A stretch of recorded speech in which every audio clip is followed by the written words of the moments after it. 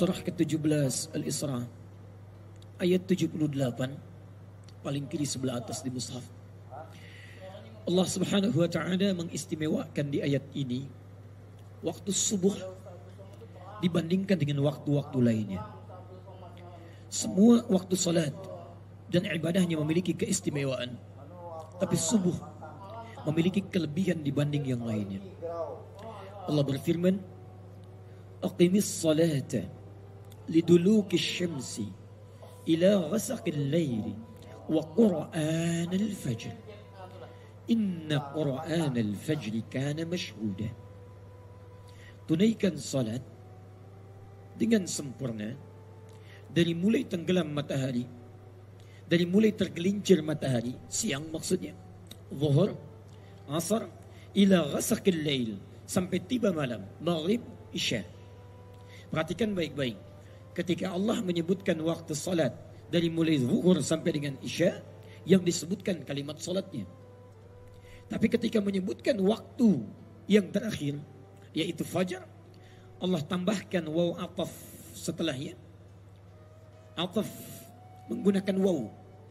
Sifatnya selain memiliki hukum ma'iyah, ikut kepada waktu sebelumnya untuk menunjukkan waktu salat, juga menunjukkan ziyadah. Ada kelebihan di waktu itu, tidak sekedar hanya salatnya. Apa kelebihannya? Perhatikan kalimat Qur'annya. Wa qur'anal fajri. Fajar itu, subuh itu, bukan hanya salatnya yang penting, tapi Quran. Dalam Al-Quran ada kalimat menggunakan alif lam. Al-Quran ada tidak menggunakan alif lam. Quran. Jika disebutkan menggunakan alif lam Al-Quran, itu maksudnya firman Allah Subhanahu wa taala, kalamullahil munazzal ala khatamil nabiyyin, pada nabi yang terakhir Muhammadin sallallahu alaihi wasallam, min al-Fatihah ila an-Nas, dari surah Al-Fatihah sampai surah An-Nas. Beribadah kita berinteraksi dengannya. Seperti Al-Quran surah kedua Al-Baqarah ayat 185, paling kiri di pertengahan. Syahrul Ramadan alladzi unzila fihil Qur'an. Ada alif lamnya. Tapi kalau alif lamnya dibuang menjadi Quran, itu artinya semua jenis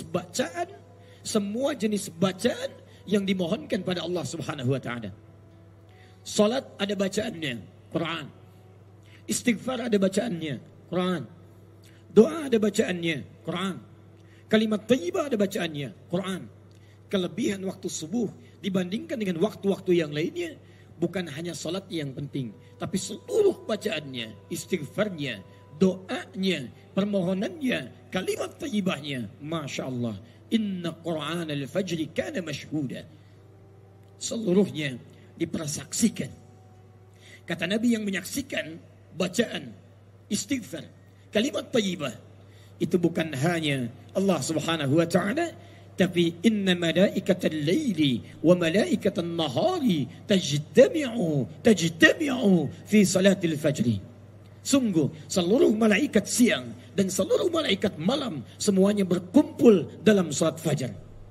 Kalau ada yang berdoa, ia mengaminkan doanya. Kalau yang beristighfar, maka mohonkan ampunan pada Allah Subhanahu wa taala. Kalau ada yang berzikir, diikuti zikirnya. Kalau ada yang salat, dipersaksikan salatnya. Maka beruntunglah antum semua. Di antara sekian hamba Allah yang hidup sekitaran Pontianak ini, antum yang dipilih oleh Allah Subhanahu wa taala menunaikan salat subuh dengan subuh yang disebut subuh akbar ini, dengan bacaan yang insya Allah baik, dengan kalimat-kalimat yang khusyuk, dengan salat yang luar biasa baiknya. Kita bermohon kepada Allah Subhanahu wa taala, semoga bukan hanya salat kita, doa kita diaminkan oleh para malaikat, istighfar kita dimohonkan ampunan dan diampuni dosa-dosa kita oleh Allah Subhanahu wa taala insyaallah.